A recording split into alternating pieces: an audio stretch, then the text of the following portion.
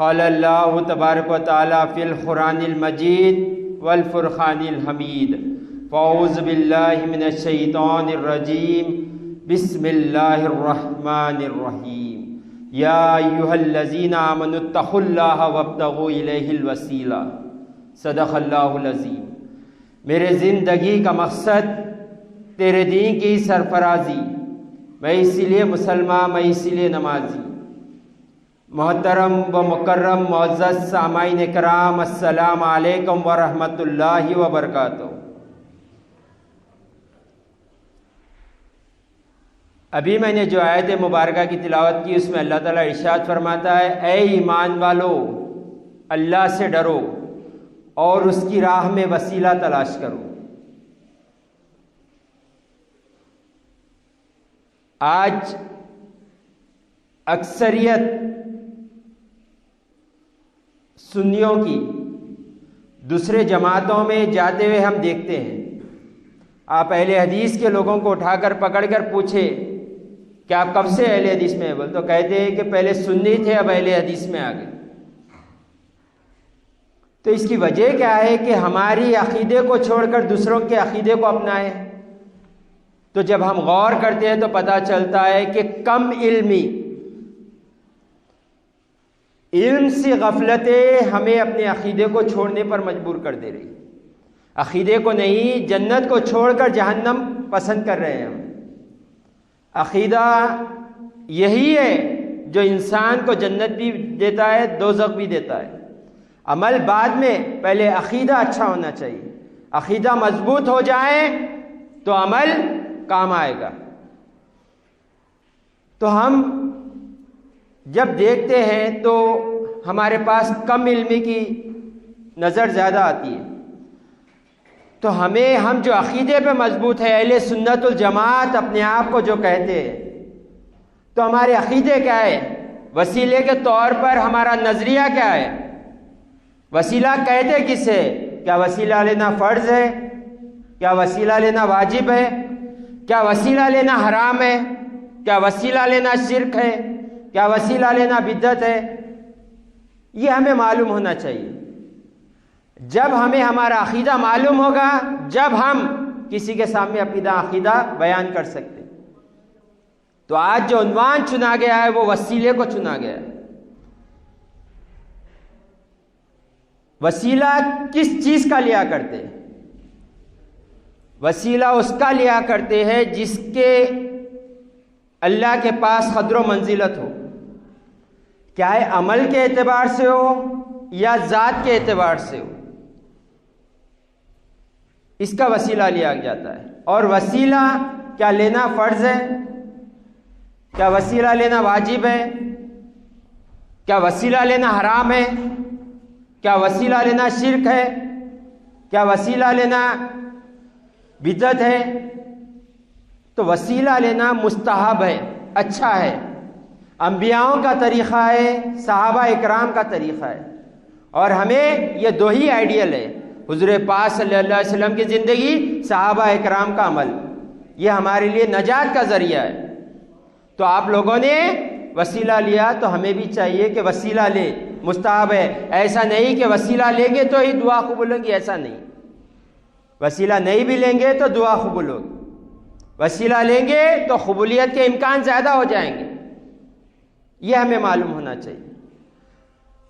عمل کے اعتبار سے نماز، روزہ، صدقہ، حج، زکوٰۃ، عمل کے اعتبار سے کوئی فرقے کو اعتراض نہیں ہے وسیلے کا، عمل کے اعتبار سے۔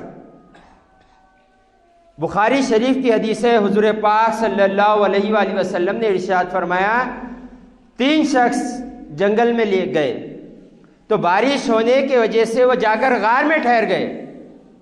جیسے ہی غار میں ٹھہر گئے، ایک پتھر آ کے غار کے منہ کو بند کر دیا۔ تو اب تینوں پریشان ہونے لگے، کیسا کریں گے؟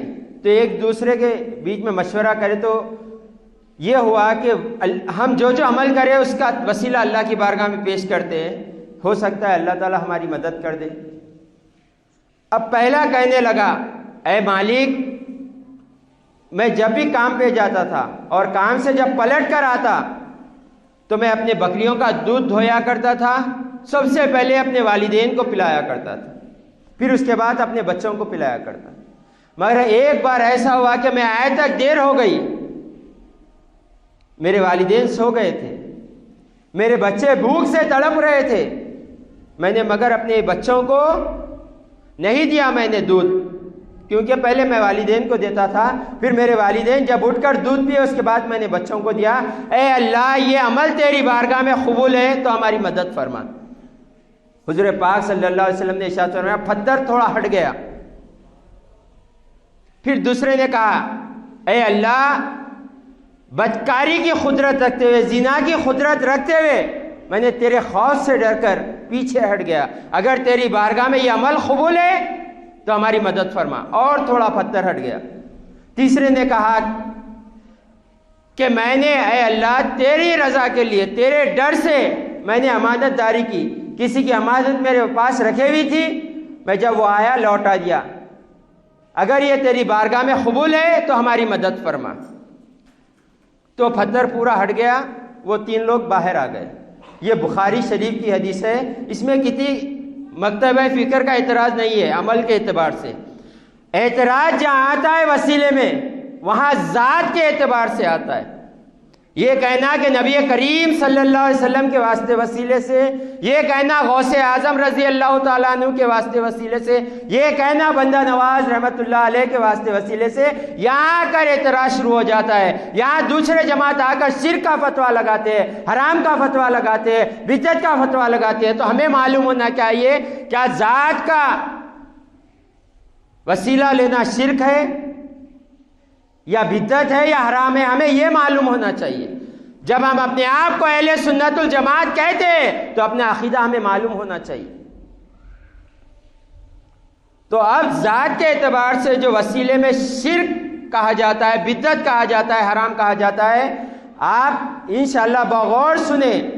قرآن اور حدیث سے اور صحیح حدیثوں سے آپ کو بتایا جا رہا ہے.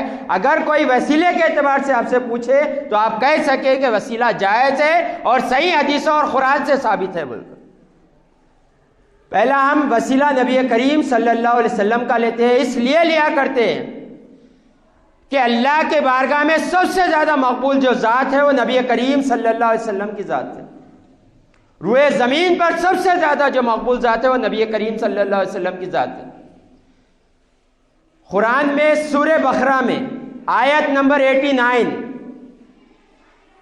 قرآن سورہ بقرہ آیت نمبر 89 میں اللہ تعالیٰ ارشاد فرماتا ہے یہودی جب کفار سے جنگ کرتے تھے تو نبی کریم صلی اللہ علیہ وسلم کا واسطہ وسیلہ لے کر دعا کرتے تھے اور اللہ انہیں فتح عطا فرماتا تھا. اور جب یہ نبی کریم صلی اللہ علیہ وسلم موجود ہو گئے، حاضر ہو گئے، آ گئے تو یہ منکر انکار کرنے لگے اور منکروں پر اللہ کی لعنت ہو بول کر.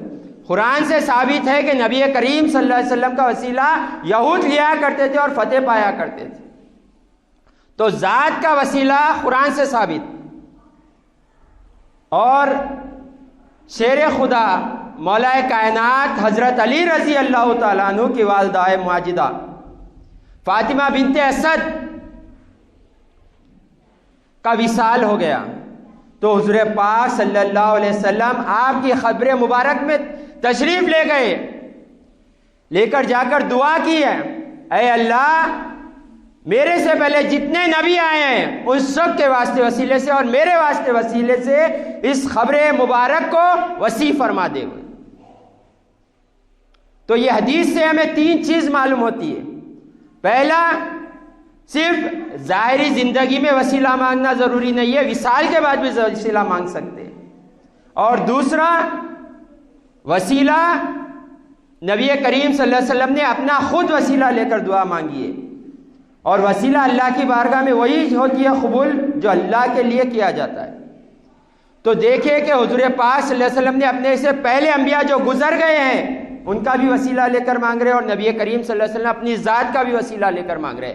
اب اعتراض کرنے والے یہ اعتراض کرتے ہیں کہ وہ نبی کریم صلی اللہ علیہ وسلم تھے، انہوں نے مانگا، ان کے لیے اختیار ہے. اور ایک اعتراض کرتے ہیں کہ کہاں ہے حدیث جس میں نبی کریم صلی اللہ علیہ وسلم نے بتایا کہ میرا وسیلہ لو بول کر. ترمذی شریف کی حدیث ہے حضور پاک صلی اللہ علیہ وسلم مجلس میں بیٹھے ہوئے تھے. راوی ہے عثمان بن حنیف رضی اللہ تعالیٰ عنہ. بیٹھے ہوئے تھے، ایک نابینا شخص نبی کریم صلی اللہ علیہ وسلم کی بارگاہ میں حاضر ہوئے اور کہا یا رسول اللہ میں نابینا ہوں، مجھے زندگی گزارنے کے لیے بڑی دشواری ہو رہی ہے. تو حضور پاک صلی اللہ علیہ وآلہ وسلم نے انہیں دعا سکھائی. کہا کہ جاؤ وضو کرو اور 2 رکعت نفل نماز پڑھو اور دعا کرو. دعا کیا کرو؟ نبی کریم صلی اللہ علیہ وسلم تعلیم دے رہے ہیں. ترمذی شریف کی حدیث ہے. حضور پاک صلی اللہ علیہ وسلم کہتے ہیں کہ جاؤ دعا کرو اور کہو اے اللہ میں نبی کریم صلی اللہ علیہ وسلم کی واسطے وسیلے سے تیری بارگاہ میں دعا کرتا ہوں، تیری بارگاہ میں دعا کرتا ہوں، میری حاجت قبول فرما اور نبی کریم صلی اللہ علیہ وسلم کے واسطے سے میری حاجت کو قبول فرما. عثمان بن حنیف فرماتے ہیں کہ ابھی ہم جدا بھی نہیں ہوئے تھے اور نہ ہماری بات لمبی ہوئی تھی. وہ نابینا شخص بینا ہو کے نبی کریم صلی اللہ علیہ وسلم کی بارگاہ میں حاضر ہو گئے. تو یہاں یہ پتا چل رہا ہے کہ نبی کریم صلی اللہ علیہ وسلم نے خود تعلیم دی ہے وسیلے کی، اور کہا جاتا ہے کہ وہ نبی کریم صلی اللہ علیہ وسلم کی ذات میں تھا، آپ جس کو حکم دیے ان کے لیے تھا. ایسا نہیں ہے. آپ کے بعد صحابہ اکرام نے بھی وسیلہ لیا، اولیاء اللہ نے بھی وسیلہ لیا.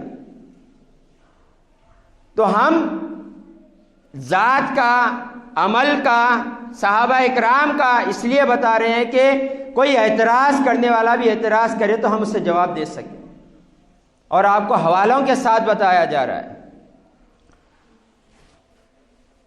اور دوسری جو حدیث ہے بخاری شریف کی حدیث ہے. عمر بن خطاب رضی اللہ تعالیٰ عنہ حضور پاک صلی اللہ علیہ وسلم کے چاچا حضرت عباس رضی اللہ تعالیٰ عنہ کا وسیلہ لے کر بارش کی دعا کیا کرتے تھے. کون دعا لے رہے؟ عمر فاروق رضی اللہ تعالیٰ عنہ دعا کر رہے ہیں. کون ہے عمر فاروق رضی اللہ تعالیٰ عنہ؟ جس کے بارے میں نبی کریم صلی اللہ علیہ وسلم نے ارشاد فرمایا اگر میرے بعد کوئی نبی ہوتے تو وہ عمر ہوتے. وہ تو عمر فاروق رضی اللہ تعالیٰ عنہ یہ وسیلہ لے کر بتا رہے ہیں کہ نبی کریم صلی اللہ علیہ وسلم کا بھی وسیلہ لیا جائے گا اور صحابہ اکرام کا بھی وسیلہ لیا جائے گا. وسیلہ جو لیا جاتا ہے ذات کا وہ عمل کا ہی وسیلہ ہوتا ہے، کیونکہ ہم کسی غیرے کا وسیلہ نہیں لیتے. ہم وسیلہ لیتے ہیں تو وہ بندوں کا وسیلہ لیتے ہیں جس کی قدر و منزلت اللہ کی بارگاہ میں کچھ ہو.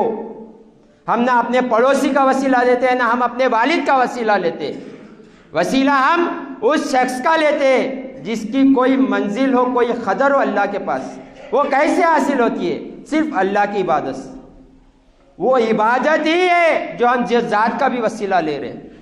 تو حضرت عباس رضی اللہ تعالیٰ نے وسیلہ لے کر بتا دیے کہ ذات کا بھی وسیلہ لے کر جا سکتا ہے، نسبت کا بھی وسیلہ لے جا سکتا ہے. ابو بکر صدیق رضی اللہ تعالیٰ عنہ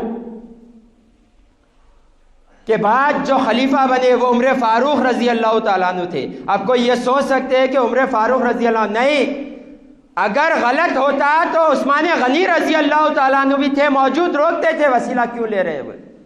اگر غلط ہوتا تو مولا کائنات حضرت علی رضی اللہ تعالیٰ عنہ بھی تھے، روک سکتے تھے. کیا کر رہے ہو بھائی؟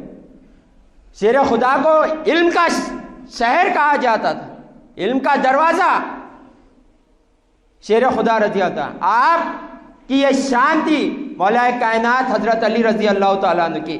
جب بیٹھا کرتے تھے مجلس میں کہا کرتے تھے پوچھو مجھ سے جو پوچھنا ہے میں بتا دوں گا. کیا آپ روک نہیں سکتے تھے اگر غلط ہوتا؟ حضرت عباس رضی اللہ تعالیٰ عنہ کا جس کا وسیلہ لیا جا رہا ہے، کیا آپ نہیں روک سکتے تھے؟ یہ نہیں روکنا، یہ وسیلہ لینا، یہ بتایا جا رہا ہے کہ وسیلہ لے سکتے، وسیلہ مستحب ہے بول کر. اچھی چیز ہے، اللہ کی بارگاہ میں جلدی دعائیں قبول ہوتی ہیں. اور دنیا کے اعتبار سے بھی ہم لے لیں، اگر کسی سی ایم سے ہمیں ملنا ہے تو آپ جا کر ڈائریکٹ تو نہیں مل سکتے. آپ کو اپائنٹمنٹ لینا پڑتا، آپ کو لنکس لگانا پڑتا. یہ جو لنکس لگانا یہی وسیلہ ہے.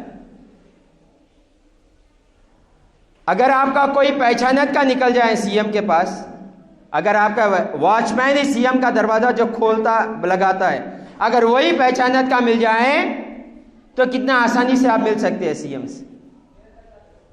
اور یہ تو اللہ کے مقرب بندے جن کے بارے میں اللہ تعالیٰ حضور پاک صلی اللہ علیہ وسلم کے بارے میں فرما رہا ہے وَلَا سَوْفَ يُؤْتِيكَ رَبُّكَ فَتَرْضَىٰ، اے محبوب آپ کو آپ کا رب عن قریب اتنا عطا کرے گا کہ آپ راضی ہو جائیں گے. تو یہ راضی ہونا کیا ہے؟ یہ وہی ہے محبوب، آپ جو چاہیں گے اللہ وہ عطا کرے گا.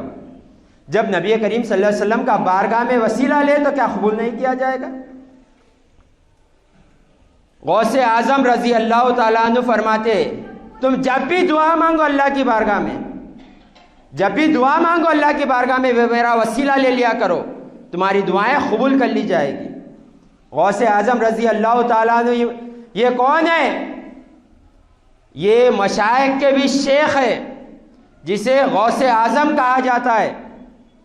نہ آپ سا کوئی آپ سے پہلے آیا تھا، نہ آپ کے بعد کوئی ایسا آئے گا. جیسے نبی کریم صلی اللہ علیہ وسلم انبیاء اکرام میں جو شان رکھتے ہیں، اولیاء اللہ میں وہ شان غوث اعظم رکھتے ہیں، وہ مقام ہے. اور آپ فرما رہے ہیں کہ اللہ کی بارگاہ میں جب بھی دعا کرو میرے وسیلے سے کرو، اللہ تمہاری دعاؤں کو قبول فرمائے گا. اور مرشد جو ہوتے ہیں، ولی پیر جو ہوتے ہیں، پیر کی کسی نے تعریف کی تھی کہ مرشد وہی ہے جو بندے کو رب سے ملا دے، بول کر جو بندے کو رب سے ملا دے وہی مرشد ہے، اور مرشدوں کے سردار غوث اعظم رضی اللہ تعالیٰ عنہ. تو ہم اپنے تعلیمات کو دیکھیں، ہم کیسے زندگی گزارے ہیں. اعلیٰ حضرت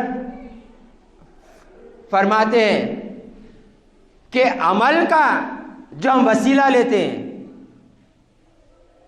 تو کنہیں پتا ہے کہ اس کا عمل قبول ہوا یا نہیں ہوا؟ کوئی بول نہیں سکتا گارنٹی سے میری نماز قبول ہوئی، میرا روزہ قبول ہوا، میرا حج قبول ہوا، کوئی نہیں بول سکتے. تو اعلیٰ حضرت فرماتے جس کا بھروسہ نہیں اس کا وسیلہ کیوں لیو؟ جو اللہ کی بارگاہ میں مقبول ہو گئے ان کا وسیلہ تو لیو، وہ حضور پاک صلی اللہ علیہ وسلم کی ذات. تو ہمیں اپنے آپ کو دیکھنا چاہیے کہ جو ہم عقیدے پر ہے، اہل سنت الجماعت اپنے آپ کو کہتے ہیں، تو ہم کس قدر کس اعتبار سے صحیح ہیں. یہ کہہ لینا کہ میں سنی ہوں، میں صحیح ہوں، میں ہی حق پر ہوں، یہ کہنا کافی نہیں ہے. آپ علم کے اعتبار سے بھی انہیں بتائیں کہ ہم جو ہے وہ حق پر ہے، اہل سنت الجماعت جو ہے وہ حق جماعت ہے بول کر. یہ کیسے ہوگا؟ جب علم کی مجلسوں میں بیٹھیں گے، علم کے جہاں پر تذکرے ہوتے ہیں وہاں پر بیٹھیں گے، تب یہ ہوگا. نہیں صرف ہمارے والد صاحب فاتحہ دلاتے تھے ہم بھی فاتحہ دلائیں گے، والد صاحب وسیلہ لیتے تھے ہم بھی وسیلہ لیں گے. اس سے کیا ہوتا ہے؟ آگے جا کر یہی ہوتا ہے کہ ہم دوسرے جماعت میں جا کر شریک ہو جاتے ہیں. کیوں؟ ہمیں علم سے دلیل نہیں ہے ہمارے پاس. اور انگوں کے پاس جو بد عقیدہ ہے وہ ایک ہی بات کہتے ہیں، تم کو سے جب کہو تو یہ کہتے ہیں کہ ہمارے والد کرتے تھے فاتحہ ہم بھی کرتے ہیں. وہ قرآن کی آیت اٹھا کر فرماتے ہیں جب نبی کریم صلی اللہ علیہ وسلم نے کفار مکہ کو دعوت دی ایک خدا کو مانو، تو ان لوگوں نے کہا جو ہمارے باپ داداؤں نے جس کو مانا ہم بھی وہی مان. وہ تو کفار کہتے تھے تم بھی کہہ رہے ہو، تمہارے اور ان میں کیا فرق ہے یہ کہتے ہو. جب ہمارے پاس علم ہوگا، جب ہم منہ توڑ جواب دے سکیں گے، وہ آپ کو دیکھتے ہی راستہ بدل جائے گا. جب آپ کے پاس علم ہوگا تو ہمیں چاہیے علم کے ساتھ میدان میں اترے. اہل سنت الجماعت حق ہے تو بتائیں کس طرح سے حق ہے. وسیلہ لیتے ہیں کیسے جائز ہے؟ ایصال ثواب کیسے جائز ہے؟ حضور پاک صلی اللہ علیہ وسلم کو یا کہنا کیسے جائز ہے؟ یہ ہمارے پاس علم کے اعتبار سے ہمیں معلوم ہونا چاہیے. اور